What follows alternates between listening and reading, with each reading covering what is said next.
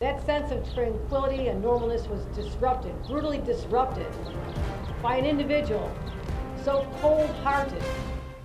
Coming up on Live at 6, a gunman opens fire this morning aboard a moving subway train in New York City. How the event is affecting the community today.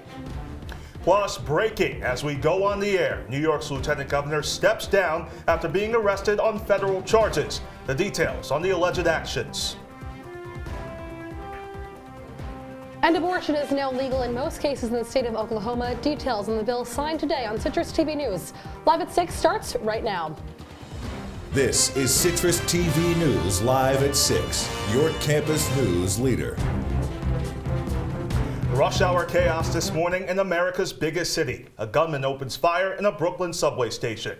Good evening, I'm Chilekasi, Adele. And I'm Nicole Aponte. 10 people have been shot and 16 are injured after an attack on a Brooklyn subway this morning.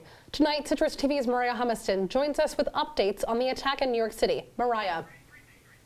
Chilekasi and Nicole, within the last hour, New York law enforcement says they found an unoccupied U-Haul van in Brooklyn, matching the description and license plate number of the vehicle thought to be in connection with this morning's shooting during rush hour traffic. Officials say a man released a canister of smoke and opened fire on an N train in Brooklyn during this morning's rush. Police Commissioner Kishan Sewell told the New York Times that the shots fired on the train hit people and the nearby platform. The suspect then fled the scene. When the train left at the 59th Street here, the gunman released the canister of smoke and began to open fire. The train then went to 36th Street, where riders left the train and went across the R train platform. Those who did not leave, including injured passengers, then went to 25th Street, where the remaining departed. Now, what's important to note here is that this morning's violence continues to put residents on edge, as many are anxious about the city's rising crime rates. According to the NYPD, just this past January, the city saw a 38.5% increase in the overall crime index compared to January of 2021. New York Governor Kathy Hochul echoed the sentiments of the New York community today, saying enough is enough. The people of the entire state of New York stand with the people of this city, this community, and we say no more. No more mass shootings. And as of right now, there is still the matching description of the U-Haul vehicle, but the suspect has not yet been publicly identified. A manhunt is currently underway to find the suspect. Chilekasi, Nicole, back to you. Moriah, thank you. New details within the last hour. New York Lieutenant Governor Brian Benjamin has officially resigned. Benjamin was arrested today amid a federal investigation into corruption charges. CitrusTV's Teagan Brown has the latest on what Benjamin is being accused of by federal prosecutors. Teagan, what can you tell us? Chile and Nicole, good evening. New York Lieutenant Governor Brian Benjamin is being charged with bribery, fraud, and falsifications of records from when he was a state senator. He was arrested this morning after an investigation by the FBI and U.S. Attorney for the Southern District of New York. This is a simple story of corruption. The investigation accused him of conspiring to direct New York state funds to a real estate investor in Harlem in exchange for illegal campaign contributions to his comptroller campaign in 2021.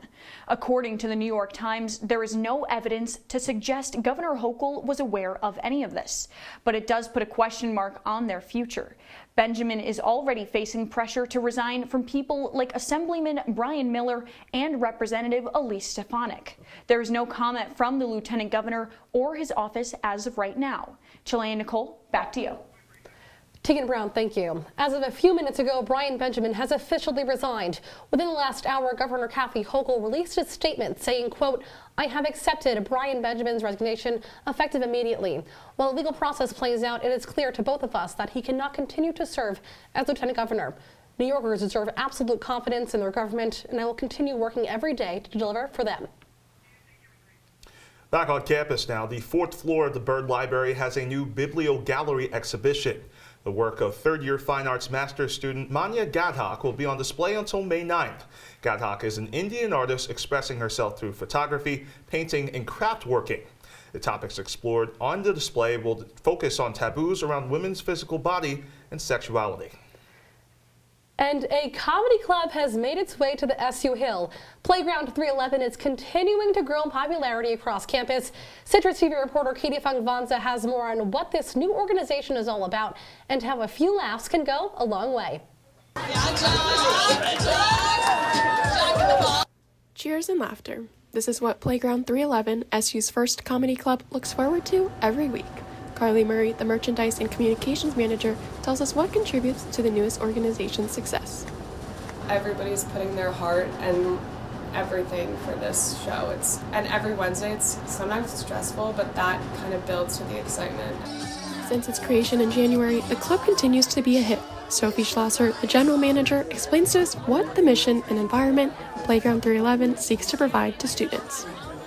Create this comedy club where people of different friend groups and different identities can come together kind of to just really just be in a space together to make an awesome tight-knit community where everyone is just, you can laugh and there's no judgment, and it's just like kind of a melting pot of all different social groups at Syracuse.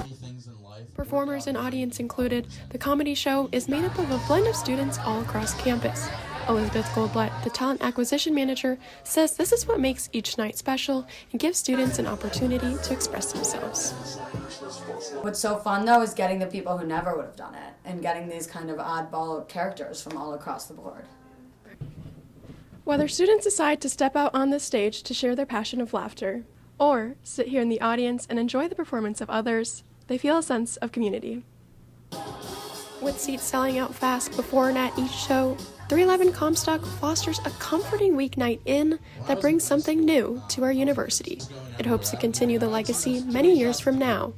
As the club would say, come out and play. Katie Fongvongsa, Citrus TV News.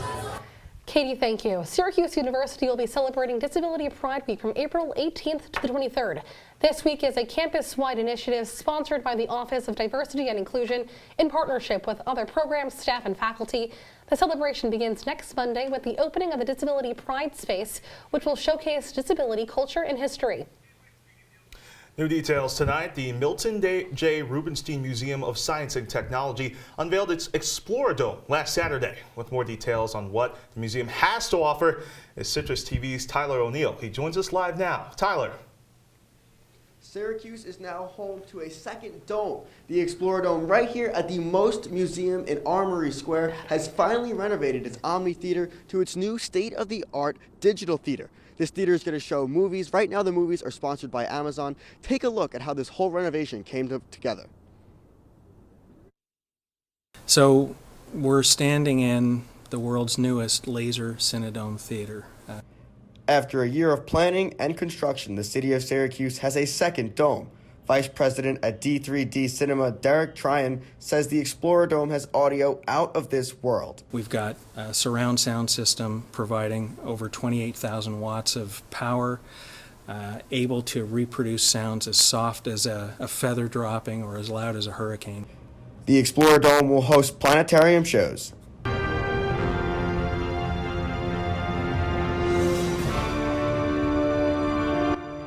and documentary films.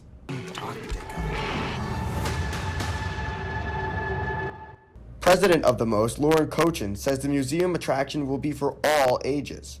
And they're really not necessarily just geared towards kids. I mean, everybody loves learning about space, and there's always something actually new to learn about dinosaurs, which are what these first two shows are about. Cochin says she is excited to finally welcome guests this week. So excited. It's so funny. In some ways it feels like so much less than a year, and then in some ways it feels like we've been working on this forever. But it has been a culmination of just, over a year, months and months of planning and decisions. The Explorer Dome is now open, and both films will be playing throughout the week. Tickets are $12 for general adults and $10 for children. I'm Tyler O'Neill for Citrus TV News.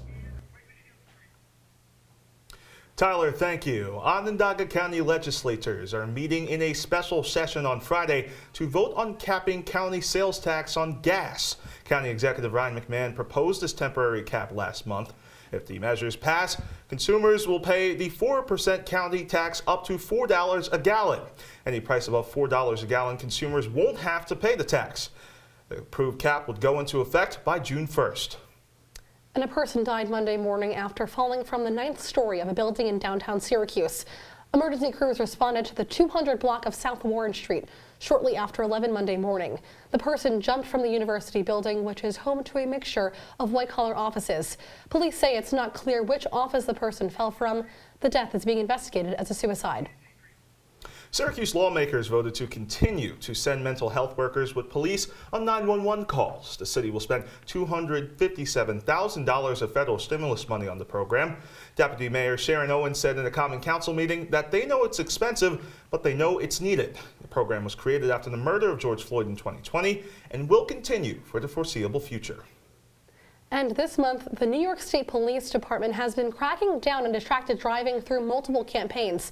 The Operation Hang Up campaign just wrapped up yesterday with the No Work Zone Awareness campaign starting yesterday as well. These initiatives aim to bring home more patrol to catch and find people using their cell phones and other devices while driving. You know, Chile, walking to class today, this weather has been so beautiful. You know, they talk about April showers, bringing Mayflowers, right? And we've seen those showers over the course of the month, but those little respites where you have the nice weather, they're also great as well, like today. But you know, what's going on right now? Jessica, can you tell us? Well, it's getting pretty warm, I'll tell you that. If it weren't for the mic cord, I'd be taking off my blazer because it's getting up near 60 degrees outside. Sure, the wind's kicking up and that'll make it feel a little colder, but hey, it's not that bad. It's baseball weather and that's all that matters to me. But it's not just baseball weather, it's women's lacrosse weather. Down in Ithaca right now, Syracuse women's lacrosse is going at it with Cornell. So that's always fun to have. It's pretty warm across the entire state of New York, even as late as 6 o'clock in the evening. Who would have thought that? And then tonight, it's going to dip down to 51 degrees, but given the last few months, I'll take it. So fairly warm in Syracuse right now. I think that's a plus for everyone. Jesse Cook, thank you. Coming up, United States inflation data has hit its highest point in the past 40 years. And British Prime Minister Boris Johnson is being fined for a party thrown during the height of COVID-19 protocols. That and more when Citrus TV News continues tonight.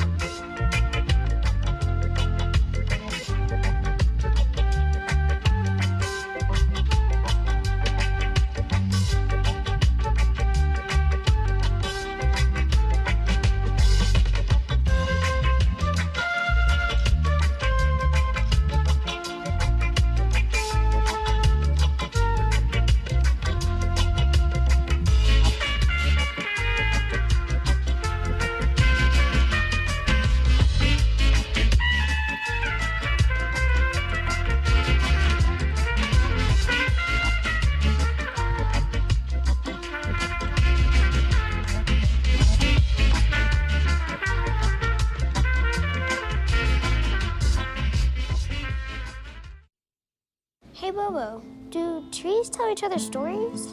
I'm sorry, I'm afraid I don't know that. Hey, why don't we go find out? Listen. Can birds draw pictures? I don't have an answer for that. Dad, do stars visit their friends? Look!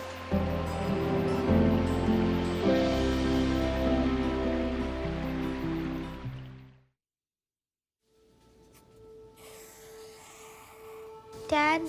Just 1 minute, okay? Hey Bobo, do trees tell each other stories? I'm sorry, I'm afraid I don't know that. Hey, why don't we go find out?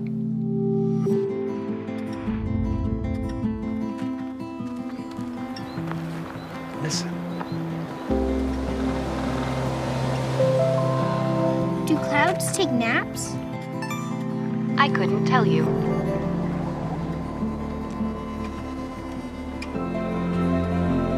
Can birds draw pictures? I don't have an answer for that.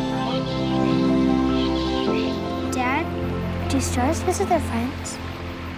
Look!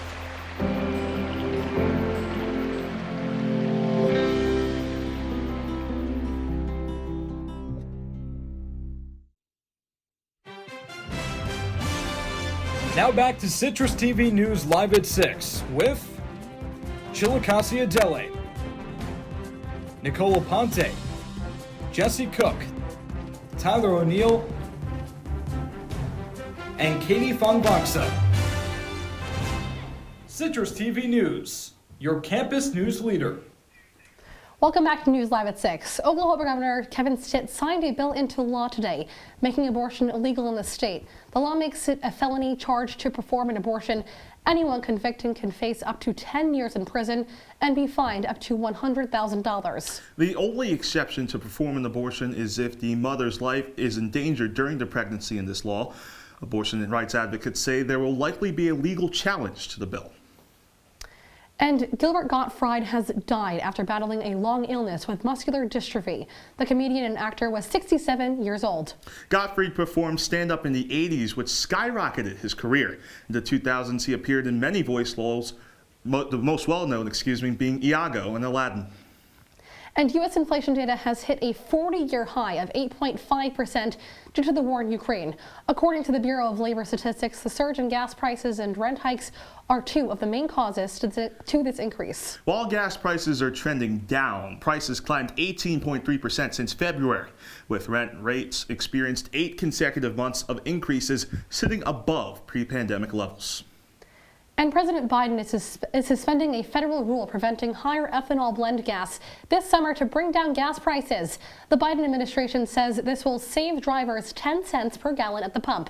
There are concerns that higher ethanol blends add to smog and higher temperatures. Gas in the U.S. is typically blended with 10% ethanol, but the rule will allow the sale of a 15% ethanol blend. And Russian President Vladimir Putin says the nation's invasion of Ukraine will continue until its goals are fulfilled. This comes as peace talks reportedly came to a dead end, according to the Russian president. Putin says he had, quote, no other choice but to launch the so-called special military operation. He insists the invasion is aimed to protect people in areas controlled by Moscow-backed rebels in eastern Ukraine. And British Prime Minister Boris Johnson will receive a police fine for breaching his own COVID-19 lockdown protocols.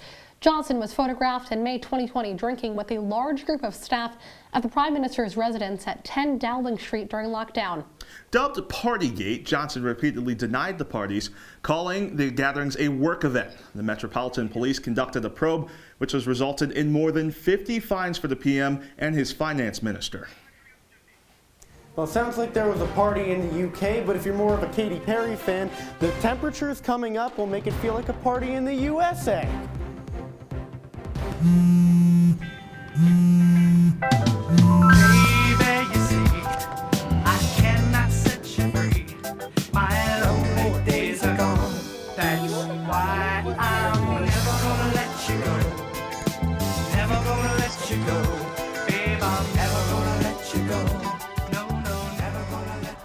Here you go. Thank you. Thank you. Jordan knows he shouldn't eat this entire bowl of... From the Citrus TV Weather Center, this is SU's most accurate weather forecast. Welcome back into the Citrus TV newsroom. Rather abruptly, we gave you just a short break. Well, Syracuse, you're going to get no breaks from the nice weather overnight, as it's going to stay 50s, 40s, and 50s again. Now going into tomorrow, it gets even better. 70 degrees. However, it's going to be ruined by some rain showers. Hopefully that won't ruin the good weather for you. Now we look out across the 5-day forecast. I don't know what to tell you. There's nothing uniform here. We go rain to thunderstorms to sun to rain to clouds. I guess you can make do with the high temperatures.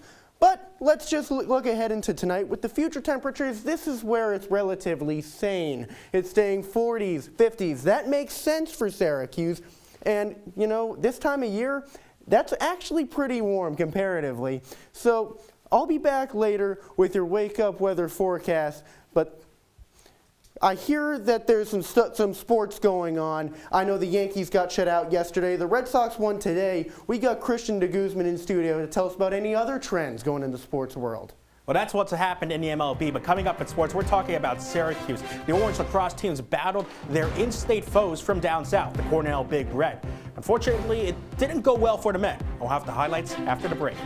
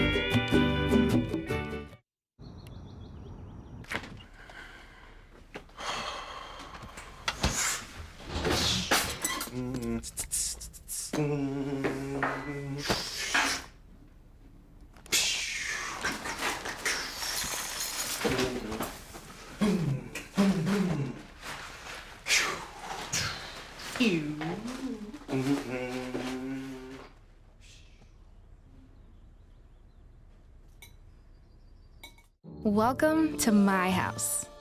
Everybody's pretty tired of each other. The walls were closing in. Clearly a case of too much family, too close, 24/7. If this sounds like your house, try going someplace new. YourLifeYourVoice.org.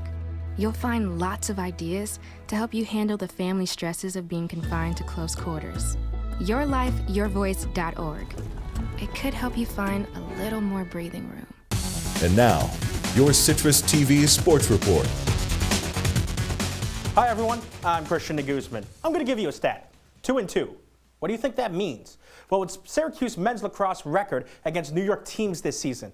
And after a shocking loss to an under 500 Albany team on Thursday, the Orange could barely afford to lose to another New York team, the Cornell Big Red, in the Carrier Dome. However, this is a very good Cornell team, 9-1 on this season, a 3-game winning streak heading into the Carrier Dome. So, the Orange have been starting slow. This is not a slow start, though. Sam Alexo from his fellow Pole, Brett Kennedy, for the pole goal. This put Syracuse up 4-0 in the first quarter, and it would continue to grow from there. Tucker Dordovic gets around his defender, breaks his ankles, and stings the low corner. Syracuse is up 10-4 at this point, their largest lead of the game. They take an 11-6 lead into the halftime locker room. However, Cornell bouncing back. John Piatelli, this part of a 5-0 Cornell run, and the Big Red up at this point 13-12. But who do you turn to if you're Syracuse? Of course, number 23 on White. 3 goals on the day, his 8th hat trick of the season. Coming into 2022, he only had 8 hat tricks in his entire career. Syracuse up by 1 late in the fourth, but right there, Michael Long at the crease, free because Piatelli was being double teamed. That tied the game with 24 seconds left, and so we're heading into overtime. Cornell wins the ensuing faceoff, and it's Hugh Kelleher who finds himself free and open and beats Bobby Gavin Lowe. Cornell wins 16-15. However, head coach Gary Gate pleased with his team's performance.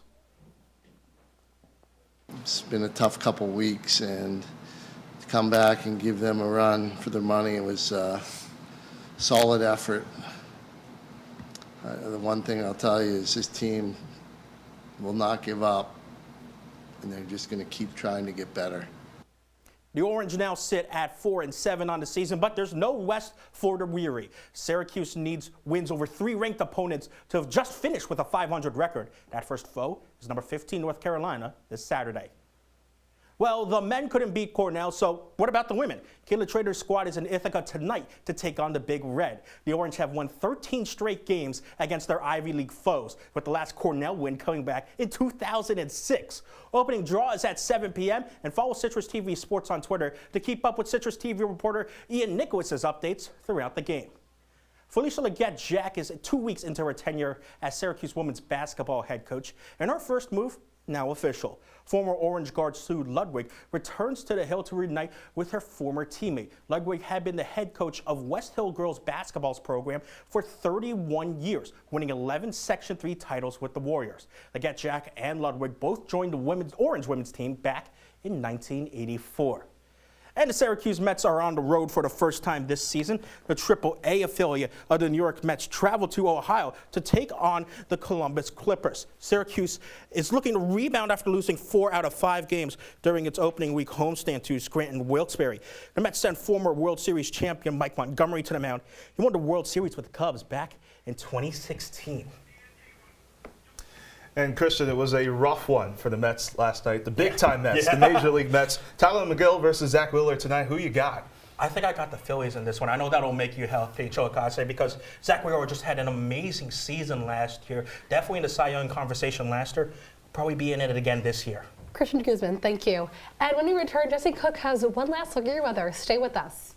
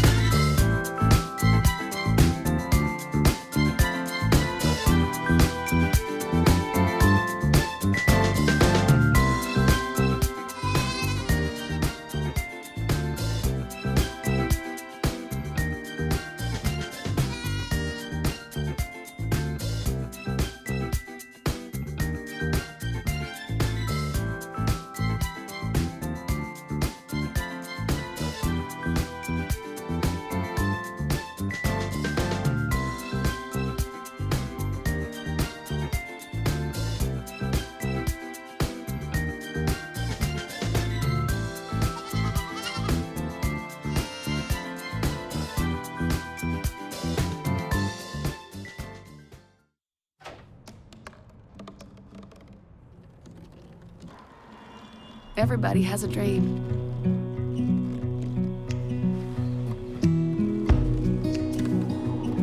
Mine was to see the ocean. And with a little help, I made it.